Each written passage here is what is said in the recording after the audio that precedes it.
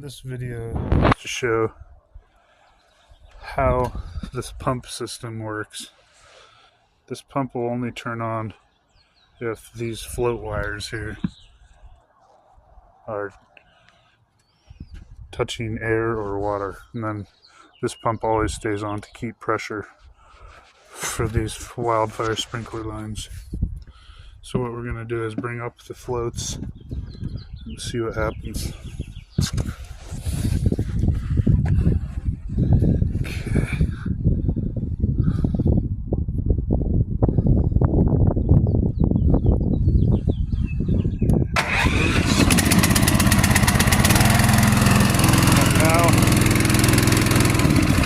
It just turned off because the floats are down there. So let's turn it on again.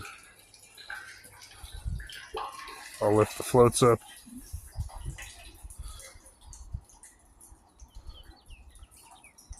Now